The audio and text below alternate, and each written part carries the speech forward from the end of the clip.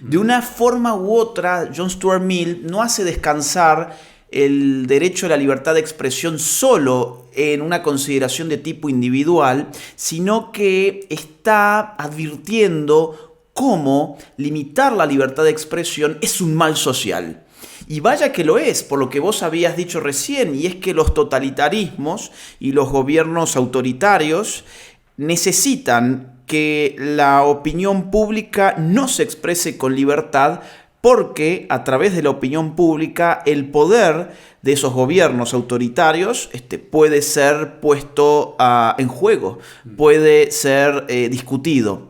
Entonces, ¿en qué hacemos hoy descansar el derecho a la libertad de expresión cuando suponemos que los derechos emanan simplemente de mis deseos o emanan de que a mí nadie me vaya a ofender, que nadie haga un discurso de odio en contra mío? Está también complicado, creo yo, el derecho a la libertad de expresión, no solamente por los poderes fácticos de esas megacompañías, tanto digitales como multimediáticas, sino que están puestos en jaque esos derechos de libertad de expresión por las ideologías oficiales. La ideología de que nadie puede decir algo en contra de determinada minoría protegida. Nadie puede decir nada que vaya a molestar, por ejemplo, a un militante LGBT. Nadie puede decir nada que vaya a ofender a una feminista. Nadie puede sacar los pies del plato. Entonces, ¿en qué hacemos descansar el derecho a la libertad de expresión?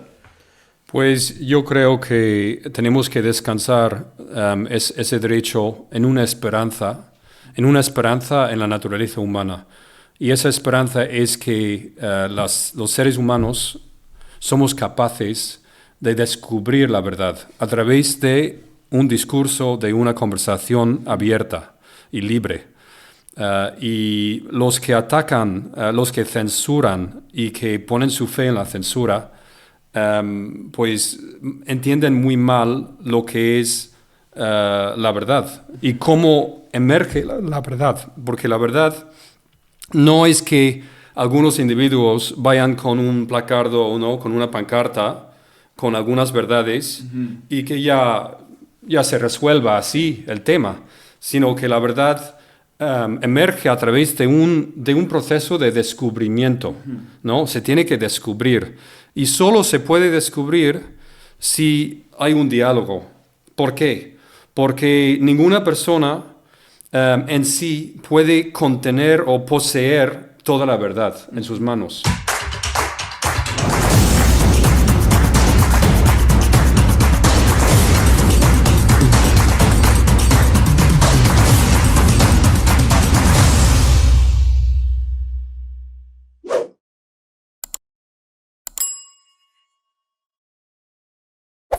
Bueno, estamos en este nuevo programa de YouTube. Vamos a tener un diálogo con un filósofo político, con David Thunder.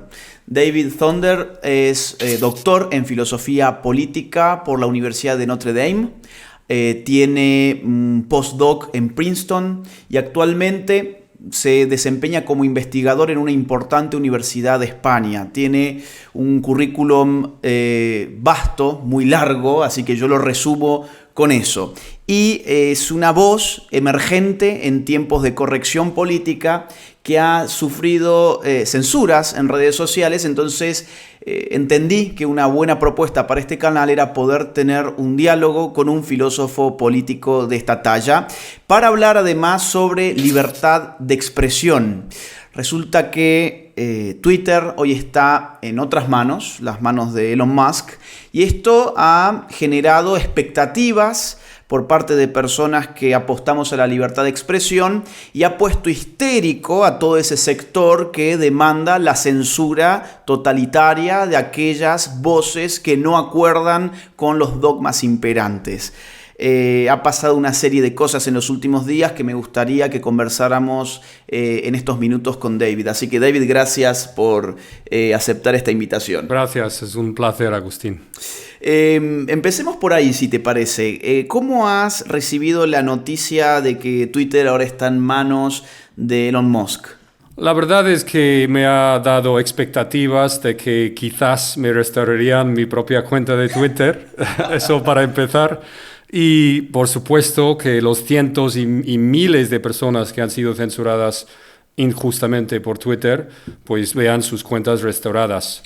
Una cuenta que acaba de ser restaurada es la de Donald Trump, precisamente. Ahora, lo curioso fue la metodología. Yo no me esperaba esa metodología. Es decir, que Elon Musk, el nuevo dueño de Twitter, lance una encuesta que le consulte a la gente que tiene su cuenta en Twitter si está de acuerdo o no está de acuerdo con la restauración de la cuenta de Trump.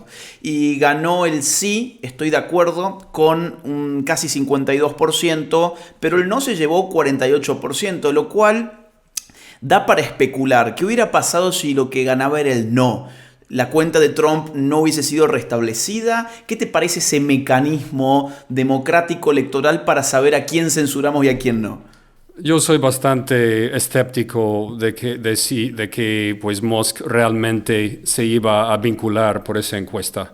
O sea, yo lo veo como un gesto populista para reafirmar su propia decisión.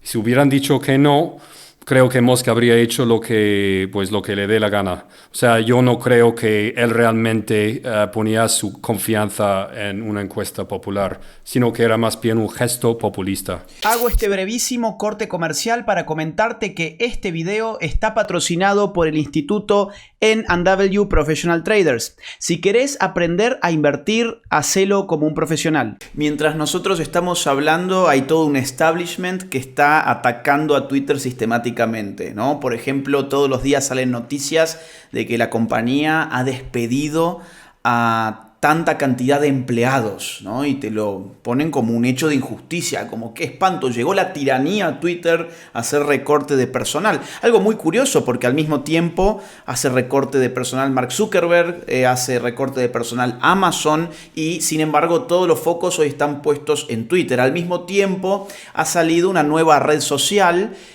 donde están emigrando distintos actores de la farándula, músicos y otra gente como señal de protesta, y los medios de comunicación están tratando de levantar unas nuevas redes sociales para tratar de tirar abajo Twitter. Al parecer esto no está funcionando, pero sí que se ve todo un establishment, todo un sistema establecido que está poniendo todo de sí para poder corroer, socavar la gestión del nuevo dueño de Twitter, o sea, de Elon Musk. ¿Qué se está jugando ahí? ¿Por qué hay tanta histeria colectiva con que en Twitter haya libertad de expresión? Yo creo que lo que está pasando es que las élites dominantes de los medios masivos pues están muy acostumbrados a dominar la esfera pública con su opinión y no tener adversarios muy fuertes. Sí. Entonces, como están mimados, por así decirlo, y mal acostumbrados a tener su opinión siempre en el centro del debate, pues se sienten amenazados por la emergencia de una red potente que realmente es libre, o es que potencialmente va a ser libre. ¿Eso quiere decir? ¿Qué quiere decir? Quiere decir que pues las opiniones que van en contra del establishment se permitirán. Eso es lo que llamamos liberalismo o libertad. Pero lo que estamos viendo es que los medios mainstream no quieren demasiado libertad. Y hay un factor adicional que yo sumaría, y es el hecho de que la gente en la última década ha estado confiando más en la información de redes sociales que en la información de los medios establecidos. O sea, la gente se está volcando a escuchar qué dice otra gente que quizás no son periodistas profesionales, probablemente no trabajen en un medio de prensa de una gran compañía y que sin embargo informan hoy mucho mejor que esos periodistas que han pasado, no sé, sus 5 años en la universidad y terminan siendo contratados por la CNN, por ejemplo. Claro. De hecho, cuando uno ve las noticias más relevantes de los últimos años, cuando las mirás por los canales de la televisión o por los grandes periódicos o o lo escuchás por las grandes estaciones de radio, ves que la materia prima no viene de los periodistas, viene de alguna persona común y corriente que estaba justo en la escena de la información con su celular y que grabó un video o que sacó una foto o que tomó un audio, y entonces podemos hoy ver cómo estallan bombas en una guerra, cosa que antes solamente pasaba porque había un periodista que iba a la escena del conflicto a tomar esas filmaciones. Hoy esas filmaciones la toma cualquier civil, cualquier persona haya o no haya estudiado periodismo. Entonces yo creo que el periodismo profesional siente esto como una amenaza. ¿Por qué? Porque es su propio campo profesional el que hoy se ve disputado por gente como nosotros. Digo, acá tenemos 3 cámaras, claro. Tenemos 2 micrófonos, 2 computadoras y un par de luces. Y sí, probablemente esto que nosotros filmemos ahora tenga más visitas que, por ejemplo, estaciones de la televisión local de Navarra, suponte, sí, ¿no? Sí, sí. Entonces hay una cerrazón profesional que la estrategia discursiva de ellos ha sido decir: nosotros combatimos a las fake news. En las redes sociales hay noticias falsas. Confíen en nosotros para tener buena información y desechen a todos los que dan fake news en redes sociales.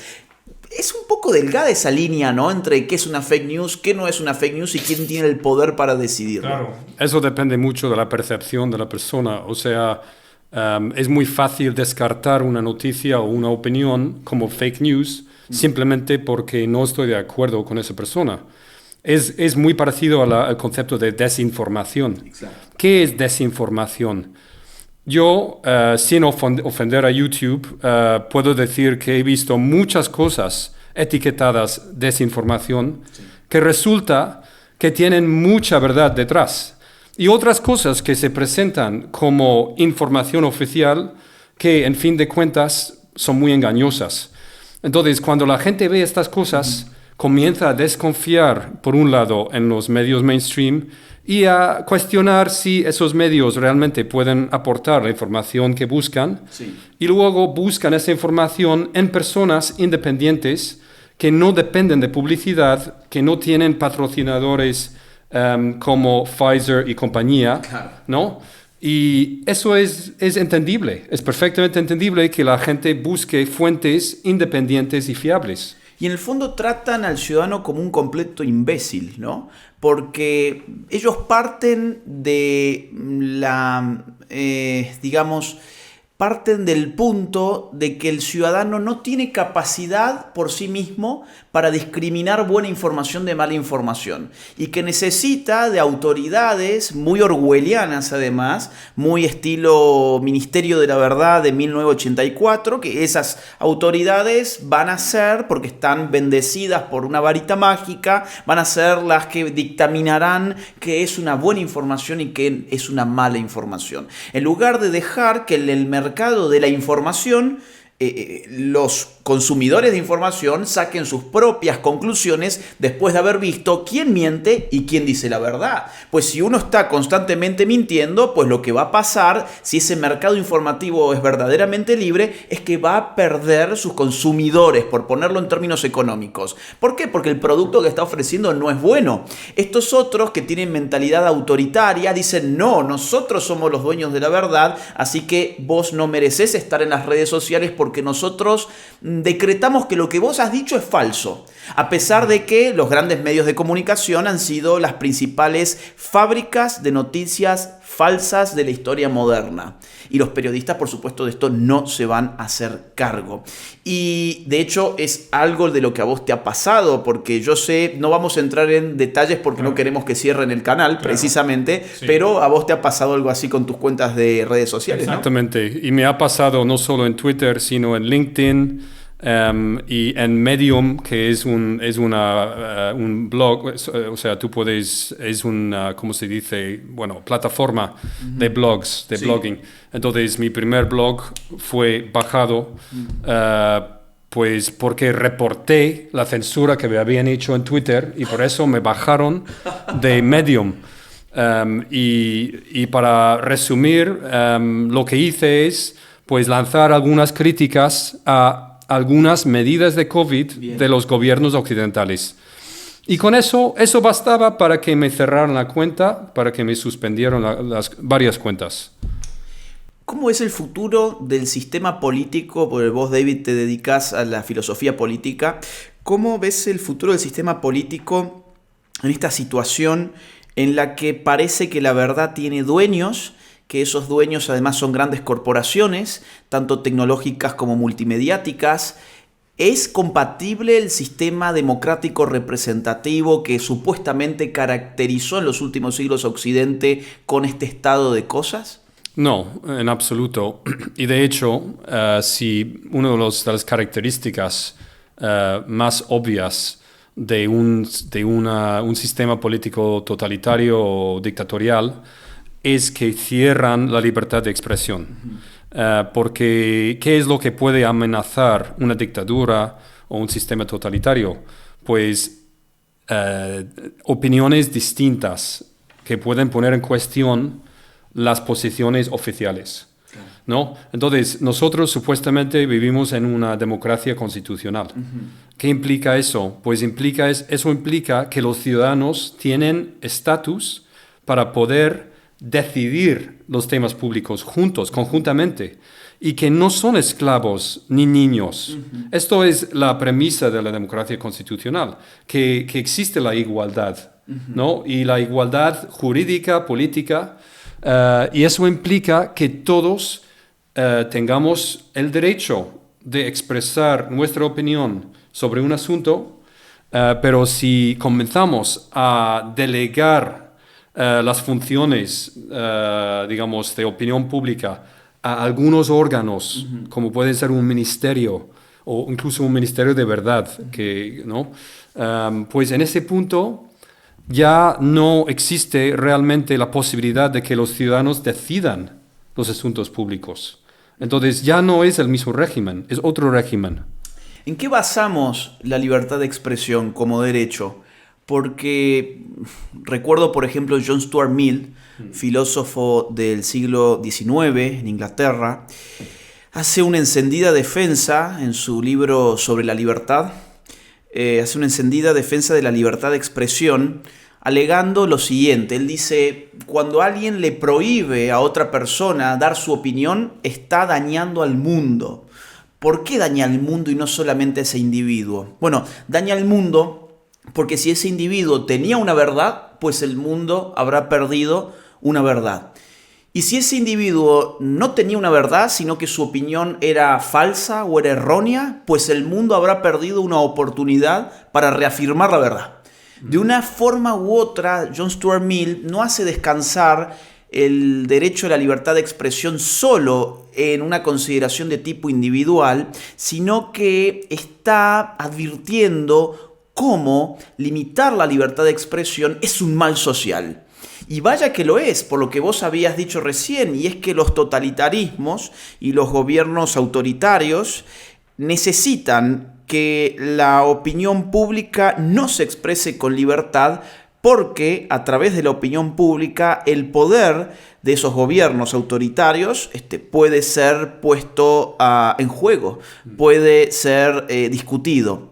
Entonces, ¿en qué hacemos hoy descansar el derecho a la libertad de expresión cuando suponemos que los derechos emanan simplemente de mis deseos o emanan de que a mí nadie me vaya a ofender, que nadie haga un discurso de odio en contra mío? Está también complicado, creo yo, el derecho a la libertad de expresión, no solamente por los poderes fácticos de esas megacompañías, tanto digitales como multimediáticas, sino que están puestos en jaque esos derechos de libertad de expresión por las ideologías oficiales. La ideología de que nadie puede decir algo en contra de determinada minoría protegida. Nadie puede decir nada que vaya a molestar, por ejemplo, a un militante LGBT. Nadie puede decir nada que vaya a ofender a una feminista. Nadie puede sacar los pies del plato. Entonces, ¿en qué hacemos descansar el derecho a la libertad de expresión? Pues yo creo que tenemos que descansar ese derecho en una esperanza en la naturaleza humana. Y esa esperanza es que los seres humanos somos capaces de descubrir la verdad a través de un discurso, de una conversación abierta y libre. Y los que atacan, los que censuran y que ponen su fe en la censura, pues entienden muy mal lo que es la verdad y cómo emerge la verdad. Porque la verdad no es que algunos individuos vayan con un placardo, ¿no?, con una pancarta, con algunas verdades, y que ya se resuelva así el tema, sino que la verdad emerge a través de un proceso de descubrimiento, ¿no? Se tiene que descubrir. Y solo se puede descubrir si hay un diálogo. ¿Por qué? Porque ninguna persona en sí puede contener o poseer toda la verdad en sus manos. Y Aristóteles incluso dice esto. Él dice que ¿cuál es el valor de la democracia? El valor de la democracia es que en una población mayor que uno puede haber distintas perspectivas que se complementan y distintas bases de conocimiento que se complementan mutuamente.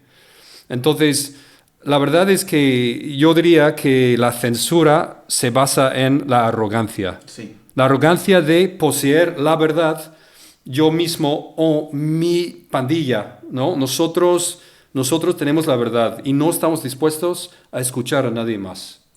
Hayek, que fue uno de los filósofos más representativos de la escuela austríaca de economía, precisamente hacía una encendida defensa de las instituciones libres, advirtiendo que el conocimiento es disperso y que darle a una autoridad esa potestad de detentar la totalidad del conocimiento necesario para organizar a la sociedad es un camino de servidumbre, ¿no? Es un camino de servidumbre.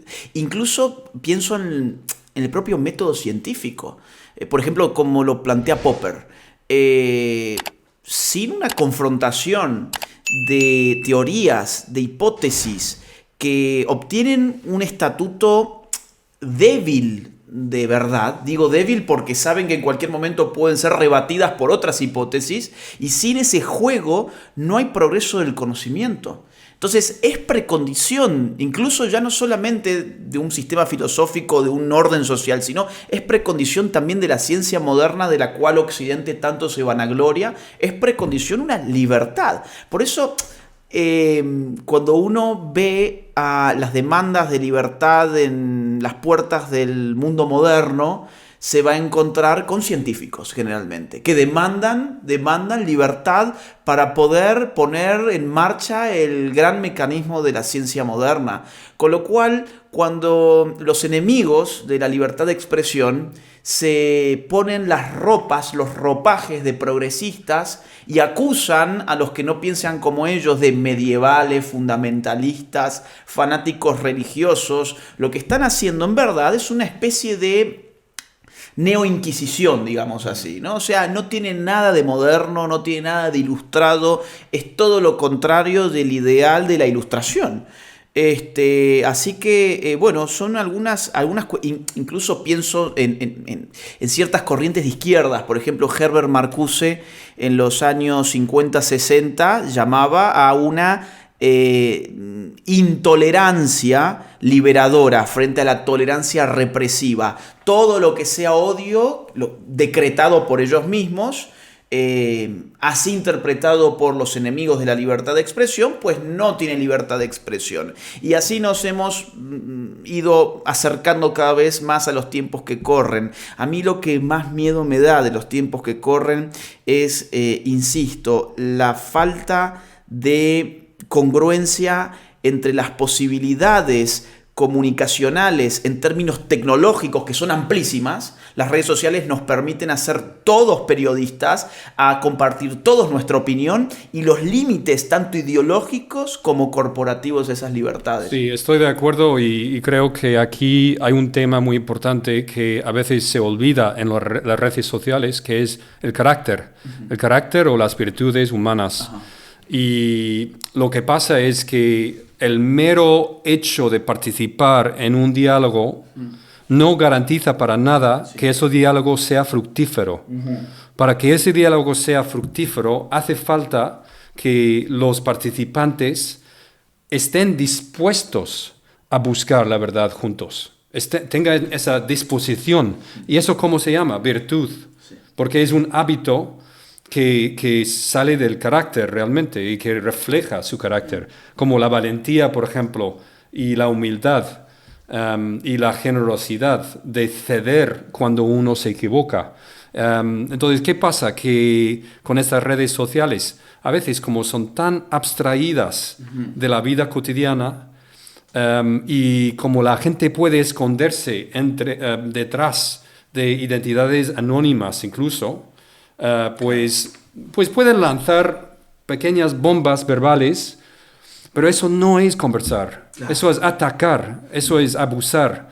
Y incluso cuando la gente es un poco más educada, muchas veces no está dialogando porque realmente lo que está haciendo es lo que decimos en inglés, point scoring, score points. O sea, es como ganar puntitos, pero sin el interés de buscar la verdad.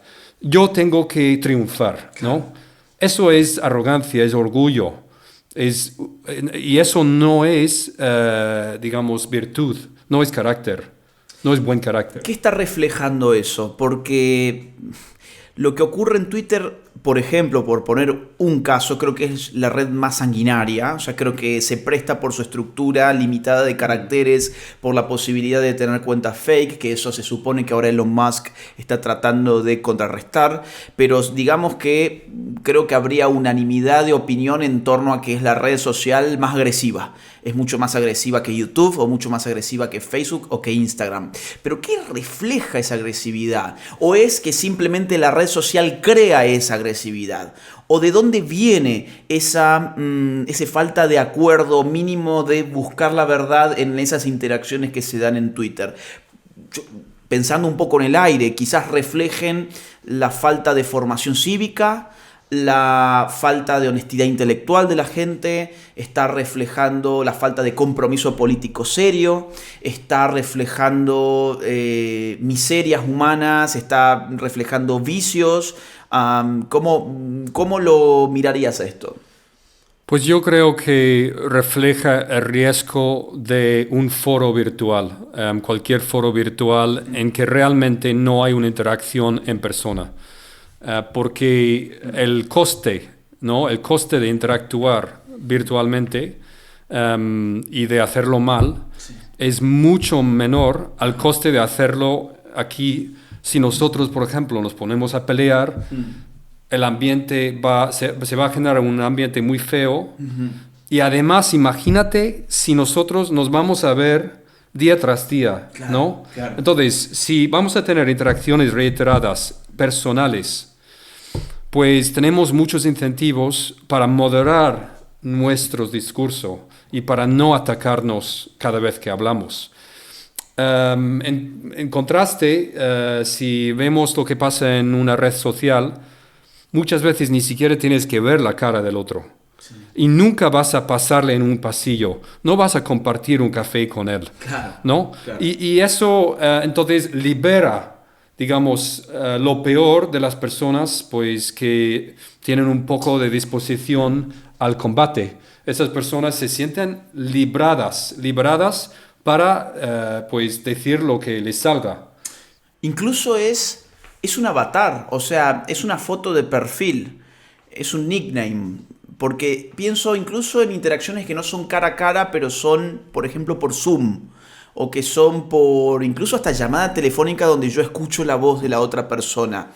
No queda tan deshumanizada como en el entorno de las redes sociales, donde no es más que un nickname o un arroba o una foto de perfil. Entonces, claro, es cierto, crea una serie de condiciones materiales para que no haya costos. Y hay otro elemento que es, digamos, el emotivismo. En las redes sociales, las emociones juegan un papel, como bien sabes, muy importante. Entonces, si tú puedes activar una emoción muy fuerte, muy memorable, entonces esa persona es más probable que ese tweet se retuitee, ¿no? Sí. Se reenvíe. Y puede llamar la atención, digamos, el enfado, la indignación, el odio, estas emociones llama la atención, ¿no? Entonces puedes tener más clics, más clics.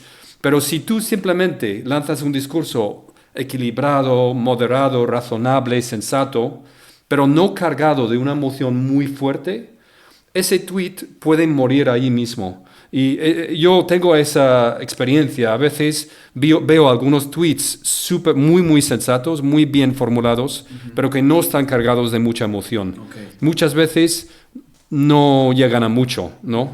Pero un tweet muy ignorante, odioso, ofensivo, o simplemente muy fuerte y agresivo, ves que pues dispara, o sea, se puede llegar a cientos y miles de retweets. ¿Crees en una política pública de regulación de redes sociales, pero una regulación para la libertad? Vamos a explicarlo así.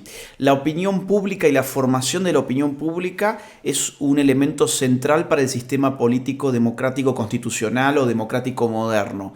¿Dónde se genera la opinión pública? Bueno, ya no es en el ágora, ya no es en la plaza pública.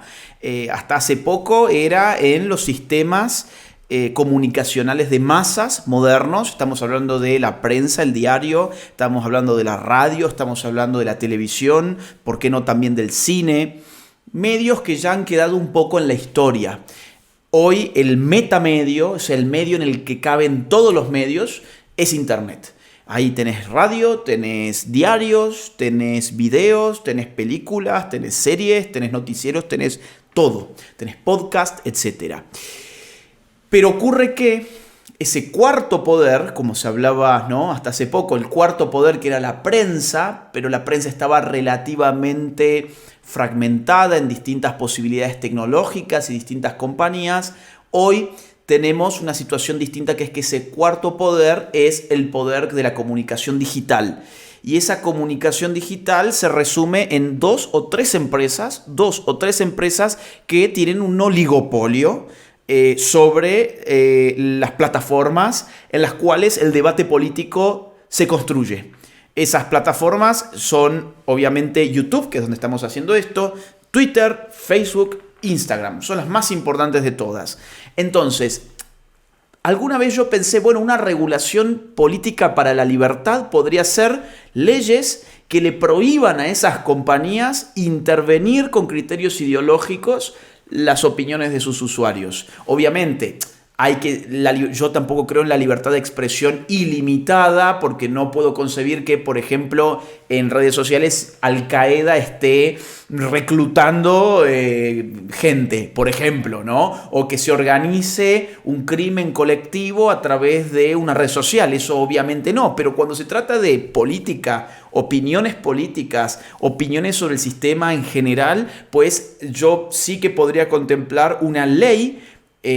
Obviamente regirá en los estados en que la puedan tomar, donde se le prohíba a la red social discriminar a sus usuarios por motivos políticos. ¿Vos esto lo verías como una solución, aunque sea parcial? La verdad es que soy escéptico que eso pudiera funcionar bien, porque el problema de fondo no es que las redes sociales estén censurando a la gente. El problema de fondo es que el poder de censura esté centralizado en las manos de pocos. Entonces, ¿qué hacemos si ponemos un gobierno a cargo de la censura en vez de la empresa mediática o de la red social? Pues básicamente hemos trasladado ese poder de las manos del CEO de Twitter a las manos de un ministro de censura, vamos a decir, ¿no? Y en el caso de que ese ministro sea una persona equilibrada, sensata, con buen criterio, a lo mejor vamos a celebrar sus decisiones. Sí. Pero en el otro caso, que estos días es muy probable, muy posible, que sea una persona, digamos, que no entiende el concepto de libertad de expresión, pues solo hemos diferido el problema hemos aplazado el problema a otro actor, ¿no? Y eso no es una solución.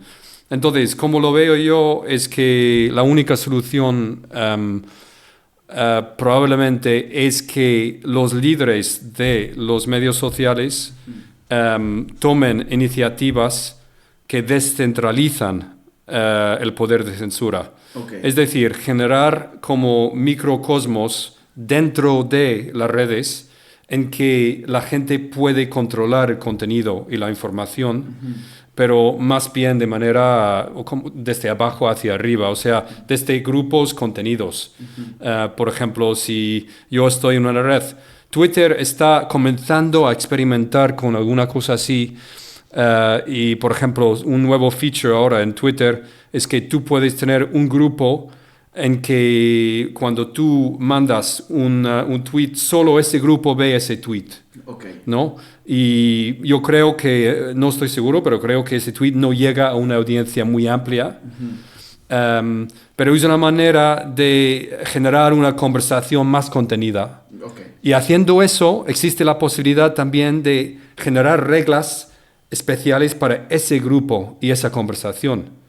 No es una solución absoluta al problema, pero puede ser una manera de mitigar el problema, porque en algunos contextos o algunos grupos uno puede poner reglas pues más o menos consensuadas.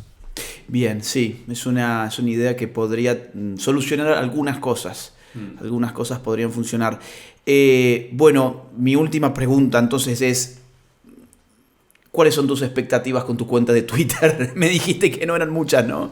Sí, no tengo muy altas expectativas en este momento, aunque me gusta esperar siempre. Soy una persona esperanzadora, optimista, pero también realista. Entonces, lo que creo que va a pasar, lo más probable, es que, según el estilo de Elon Musk, lo que va a hacer es que gente con 1 millón de seguidores, claro, o 500.000 de seguidores que están en los medios y son muy visibles, esa gente, pues poco a poco, para ganar puntitos, él va a restaurar sus cuentas. Claro.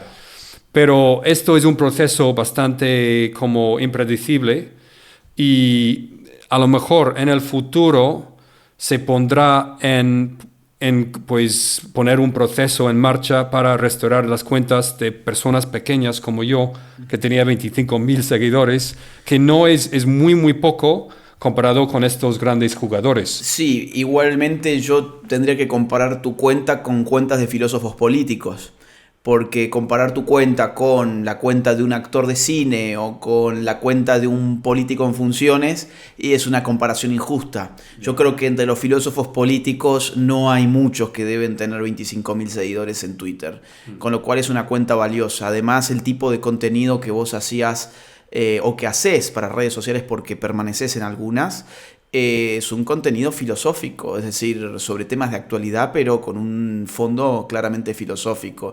No es opinología ni son bombas que uno arroja por ahí.